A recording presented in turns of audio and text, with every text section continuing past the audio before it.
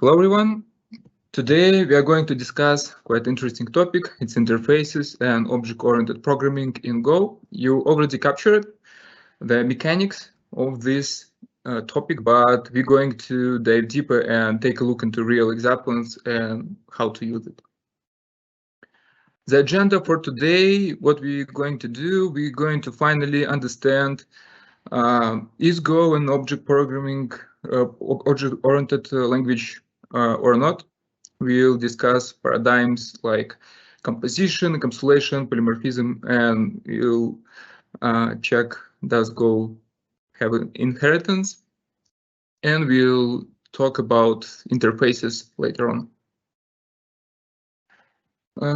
Let's start from object-oriented programming in Go. So object-oriented programming was invented quite a long period of time ago in 1966 by this guy Alan Kay.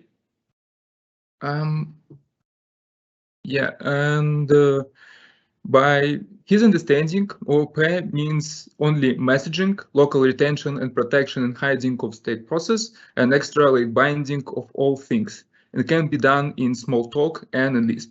Smalltalk and Lisp, it's programming languages, and those things we'll discuss in a second. So messaging, what did he mean by messaging? Messaging is how our objects communicate between each other. It means that we have to concentrate not on the internals of the object, we have to concentrate on the behavior of them, how they communicate their behavior. Localization, retention, protection, and hiding of state process by nowadays famous word is named like encapsulation paradigm and extreme late binding of all things. It's hardware functions and interfaces in Go. Hardware functions is a function that receives in the parameter function or returns function. Yeah, and interfaces we'll discuss. By most common, OP mechanics are named like encapsulation, composition, polymorphism, and inheritance. Let's check, does Go have them? Encapsulation we have, but only on a package level. Go definitely has composition. Go supports polymorphism, it implements via interfaces, and Go doesn't support inheritance. And for this, we have finally a reason. As Golang developers think that inheritance is not for Golang language. Golang language use another approach, composition over inheritance, which we will discuss. And you can find this phrase in a real documentation in official website in Go. Yeah, but inheritance, it means that the child class can be able to use fields and methods of parent class. Yeah, Go doesn't implement this functionality. But Go implements composition over inheritance. We can achieve composition in Golang via embedding structures inside of another structures. And we'll take a look in a second in the real examples, how it's implemented. And I can say that inheritance has several downsides. Because of that, it's not implemented on Golang. For instance, even Java developers nowadays try to use interfaces instead of inheritance because it makes code easier and reusable. And in case you've got some bug in a parent class, you definitely will find this in your child class. And in case you will inherit a lot of classes, your object will become as known term as God object. So how inheritance is implemented. Basically, we can see that we have the parent class car, and from this car we extend petrol car and electric car, so they extend this class basically. But it can make our architecture harder, as I captured before, and in case we'll have a long tail of inheritance, it can be as well problem. How it will be implemented in composition? In composition, we have another approach. You can imagine it as an inventor to which you can put different things. For instance, in case I want to implement a petrol car, I will put wheels inside and engine inside. Same for electric car. But in case I want to have flying car, I will put inside fly method. So with composition, it becomes more flexible in choices, and we can change our logic quite easily. And it's good because in our world, requirements are rapidly changing, and yeah, it can save time for us. Let's take a look into a real example that implemented in Golang. And how composition implemented here. We can see employee structure that has name and ID, and it has one single method description that pays the name and ID of the employee. And we have a manager.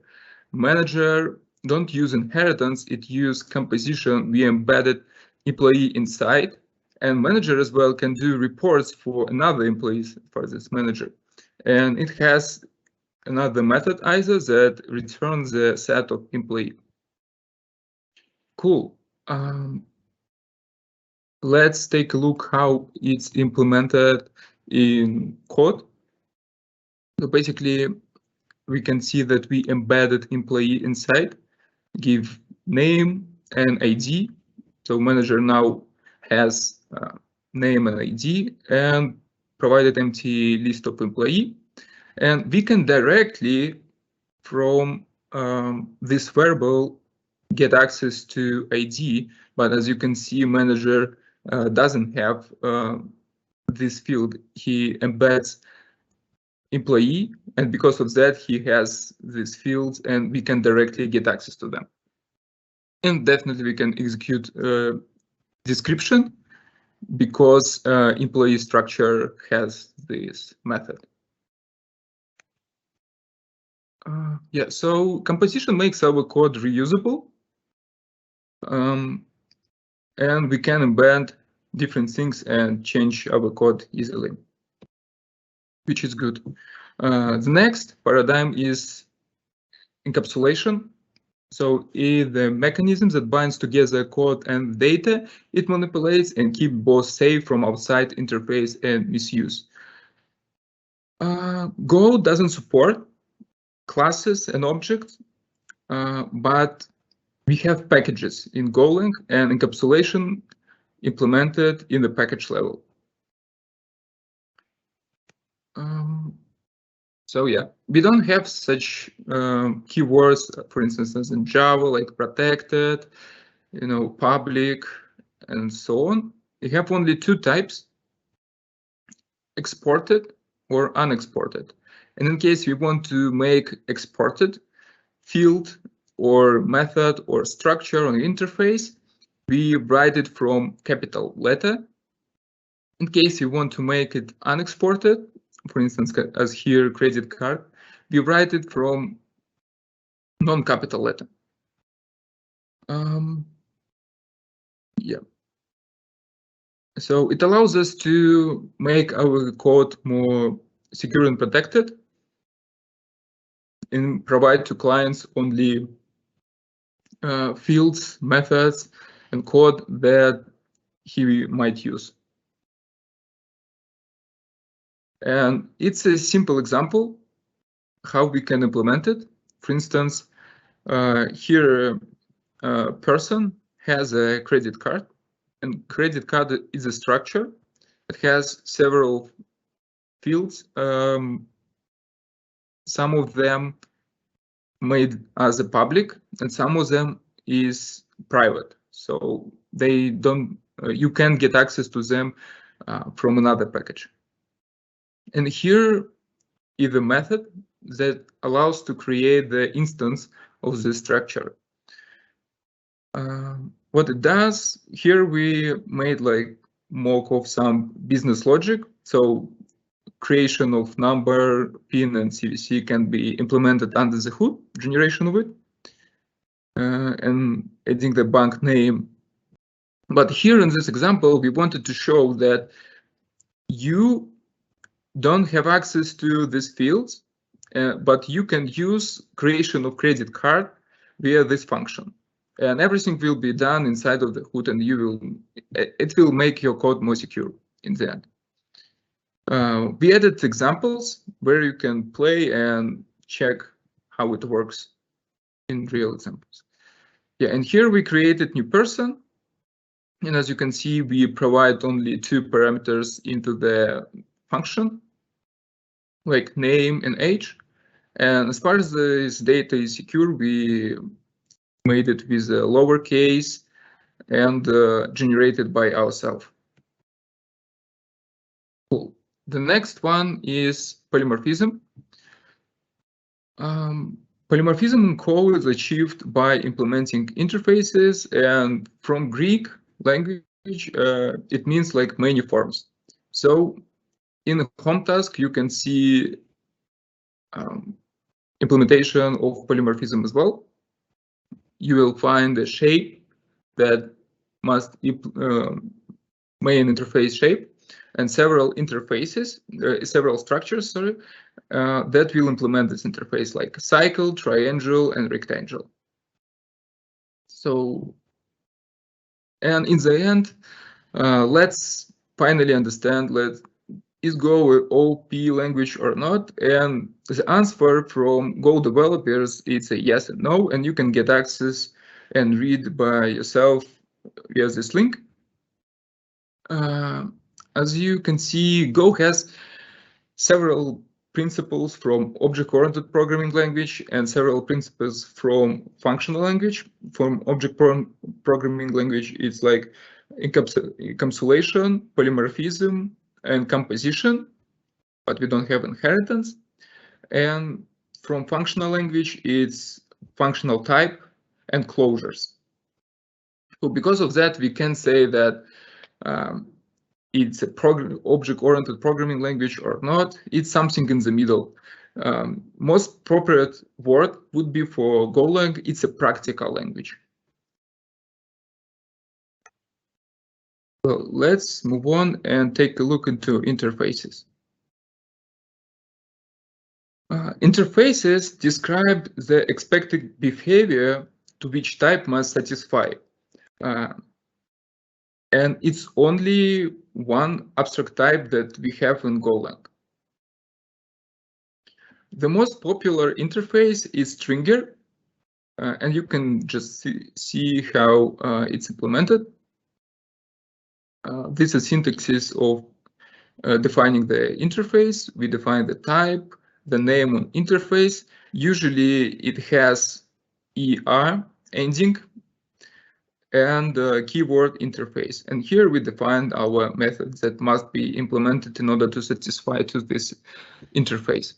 And we can override this interface as we can do same for Java, for instance, by overriding toString method. How we can do this? Let's take into real examples. Here we define the function community. It has few fields, name and interest. Both they are public and has type string. And we created a variable, its name community, and added name of our community and our interest, and printed. But In case we want to change this print value for some reasons, maybe we want to see the field's name as well, for instance, name Golang United and interest Go, and we don't want to see these curly brackets, we can do this by overriding this method stringer and string and implementation of stringer interface. As far as in Go interface is implemented implicitly, and we'll take a look on this a bit later, it will be implemented by the following way. So we just implement, we just define the string method and update the behavior. So we want to change it and put fields inside. So in the end, by executing the same method print, we can get another value in as output. So how interfaces are working in Golang. Implicit interfaces and duck typing. Actually, not only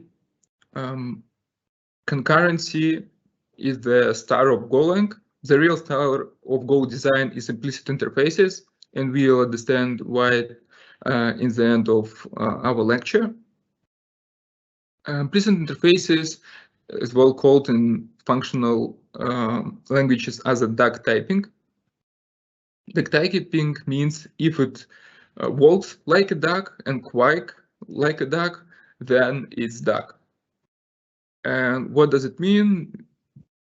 It means that in case we want to create some, imagine that we want to create some several drivers for a trip, and we want to make our code reusable, and we want to use any driver. Because of that, we embed a driver interface that has only one method drive. So any truck and Tesla and bike can implement this interface via defining this method. And in main section, as you can see, we can create several drivers to first one will be truck, second Tesla, third bike, define the teams, and in structure crew we can add any driver as far as it accepts driver interface. So as far as truck implements driver interface, we can put truck here. As far as bike implements this interface, we can as well put bike here and execute drive method. Yeah. So in this case, we concentrate on the behavior. We don't care on which type of, car or crew we will go. It can be a truck, Tesla, bike, and something else. The main purpose of us is to drive. So because of that, we can put whatever we want inside of the crew. And you can play again with real examples by the following link. So, and what is the pros and cons of implicit interfaces? In my practice, the most biggest pros for me is creation of mocks. So it's really easy to create mocks with implicit interfaces. You just define what your structure had to have, and that's it. The next is make our code more reusable and easier to rewrite and refactor. So we don't have this keyword as in Java implements. We don't need to remove this and how re-implement it and so on. Just in case you want to change the behavior, we do it. And in case it's not satisfied to the interface, we're not able to use structure inside of some of the parts of our application. So it makes easier our code to rewrite. And it gives you ability to create interfaces later on when you agree on the method and so on, what your structure have to have. And you don't need to create interface for each structure. You can, in the end, analyze and create it, yeah, as I said later on. Cool, and we have one downside. It's that as far as we load this word implements, it sometimes can be hard to realize does interface implement does structure implement the interface or not. But in Golang, we will as well resolve this. We have solution for this problem, and we will take a look how to do this a bit later. We can embed interfaces, so it's great to have small interface rather than one big, because you can create several small interfaces and embed into another interface your small ones. This implemented inside of the Golang built-in libraries, and we have reader, closer interfaces, and in case I want to use reader interface, and for instance, I don't need to use closer, I can only use this interface. In case I need both of these methods, I can use read closer, and it has writer as well, and so on. So we use here a pattern from solid interface segregation principle. It means that better to have small interfaces rather than one big one. So, and this is finally checks in Golang, how to check that does your structure satisfies to interface. Yeah, you can check it by the following way. Here we check that T implements E interface, and here we verify that link to the T implements E interface. Yeah, and in real example, it can be by the following way. You can have few interfaces like lower and buyer. They have only one method like lower and buy, and we can implement hello buy structure that will have both of these methods.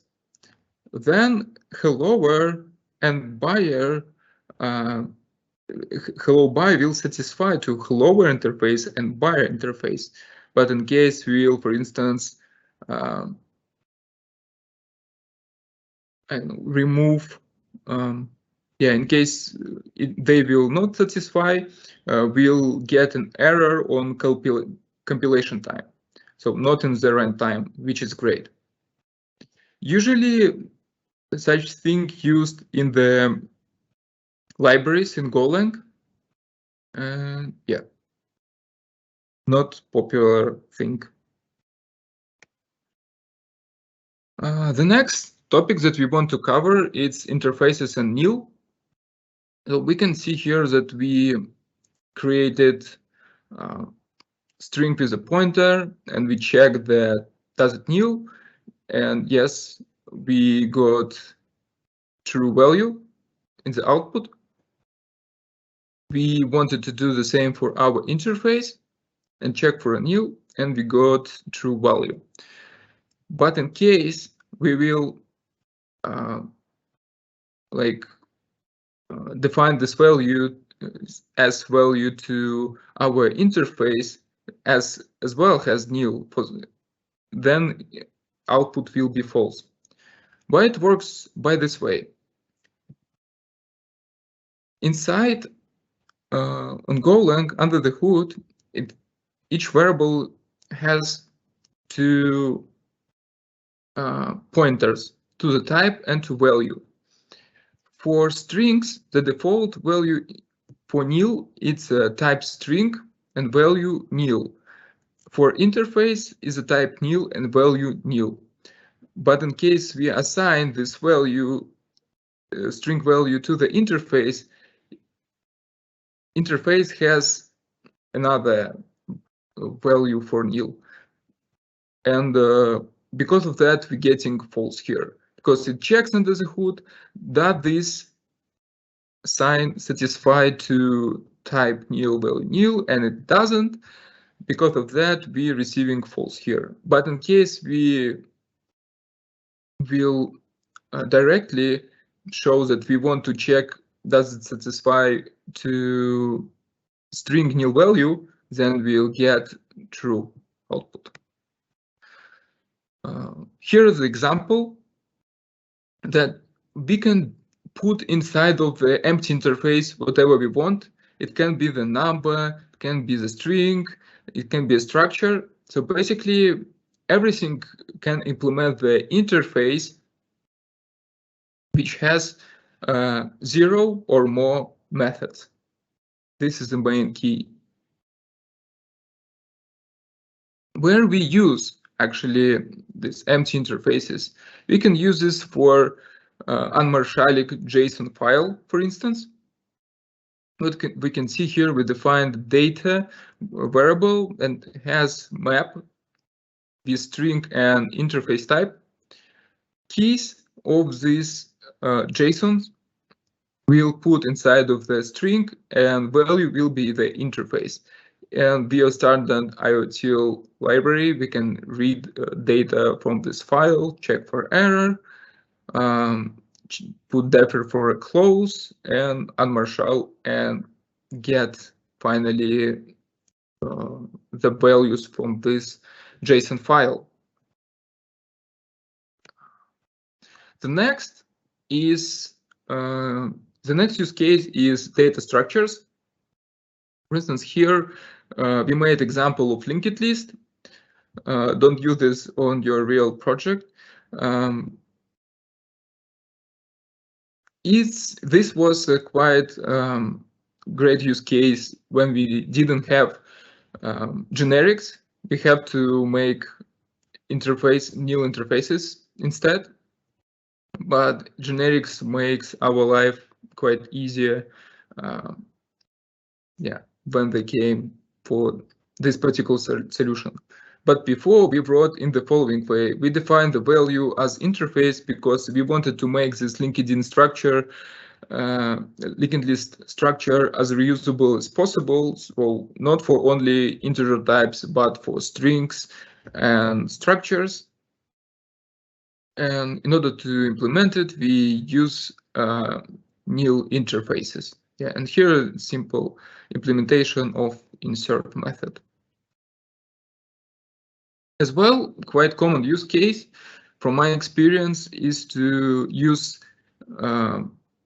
empty use case is to use interfaces like empty values for channels. So we can put inside of we can create channel with empty struct and put the empty interface inside. So it's quite often use case here. For closing channels, empty interfaces are good.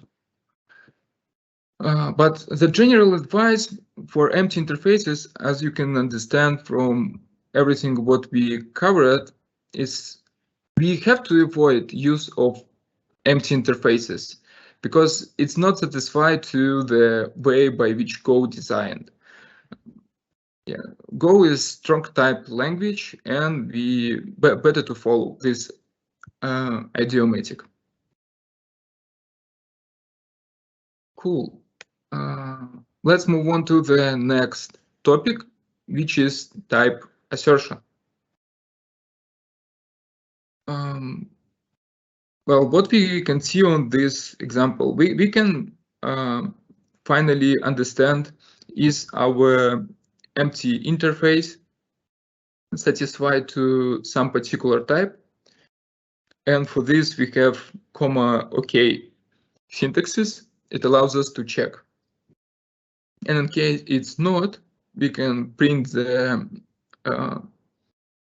error And in case it's satisfied, we can print the value, which is good. So by the following syntaxes, we can assign the literally int value to instead of the interface.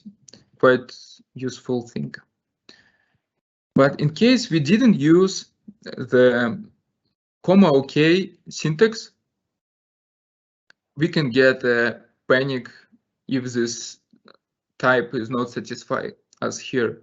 We defined the int variable, defined empty interface, put it inside of the int variable 10, assign it to our interface value, but in the end we tried to convert it to string, and we got a panic because of conversion. So in order to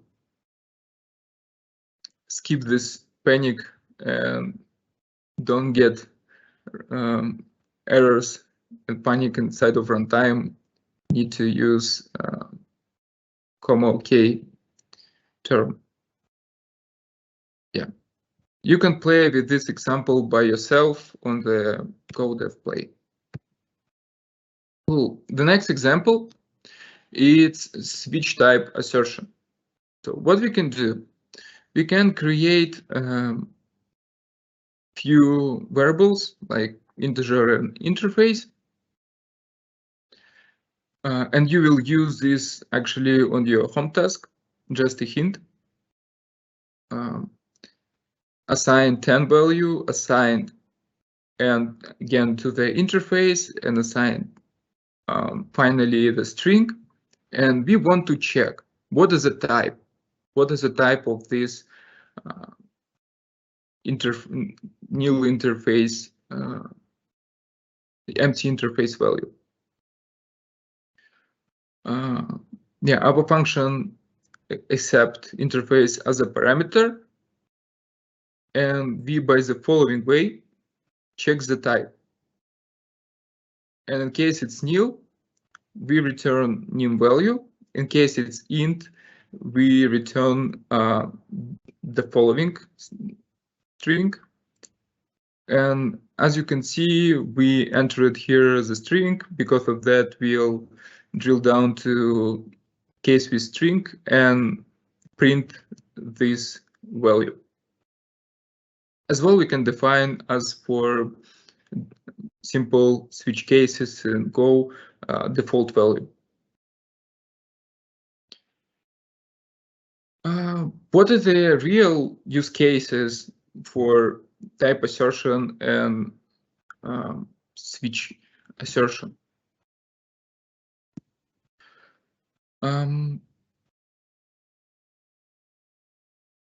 So in real cases, it's used in errors under the hood in such methods as error is and error as. Error is helps us to check that this error related to this is error satisfied to which we think or not, and as well in context it used under the hood.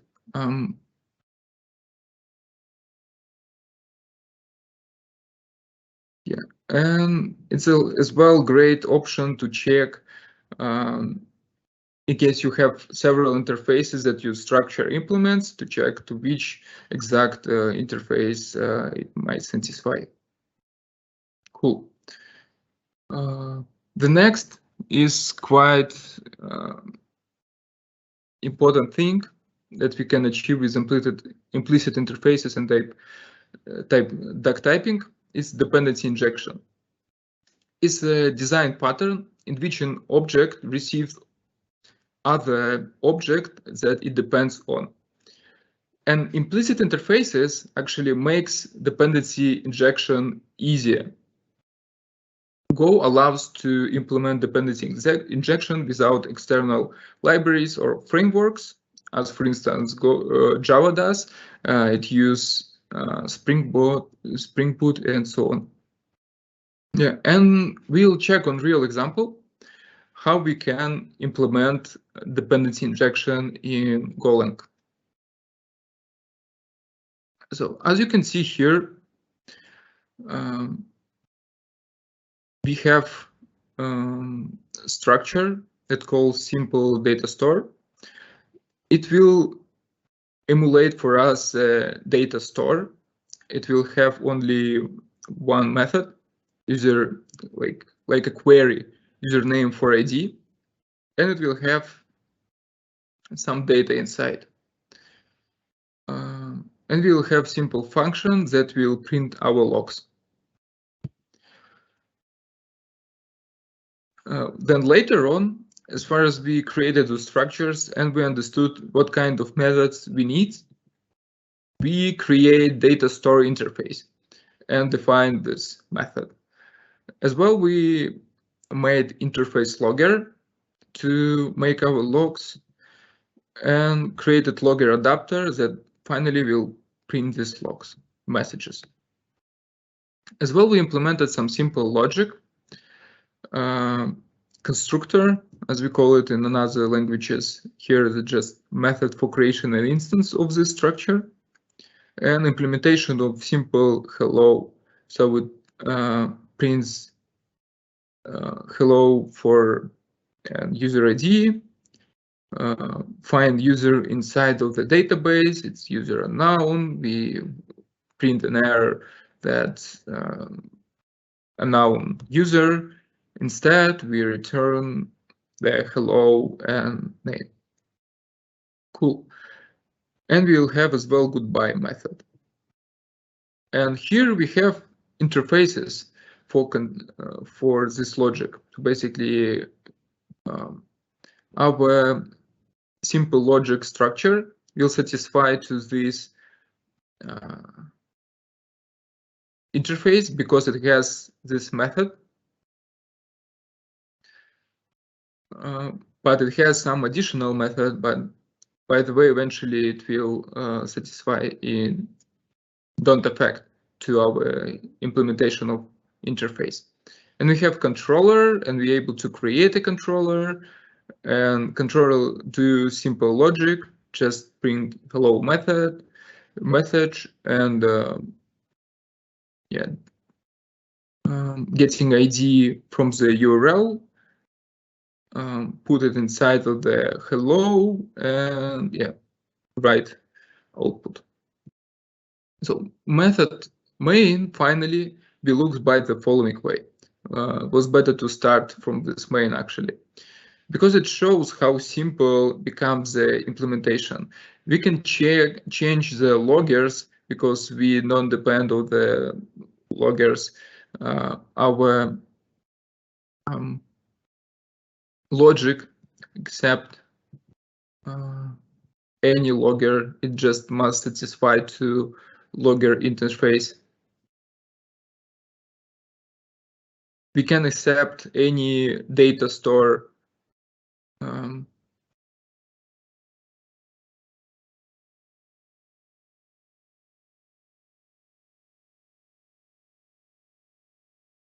we can accept any data store because we don't depend on some exact data store. It means that in case, let's imagine you're working on some database like PostgreSQL. Later on, client decided to move on to SQLite, for instance, or PostgreSQL. And you can just make changes or inside of your structural layer, and it must satisfy to this interface, and you don't need to make changes inside of the simple logic. So the simple pattern to accept interfaces like here and return exact some type will make your code more reusable and easier to read. Great. In the end, I want to say the few tips for interfaces. First one is a program to interface, not to an implementation. If there is an interface in the startup library, as we've seen, like reader, writer, or reader, writer, and so on, try to use them. and follow interface aggregation principle from Solid. Many client-specific interfaces are better than one general-purpose interface. Cool. We can move on to the question part. Thank you.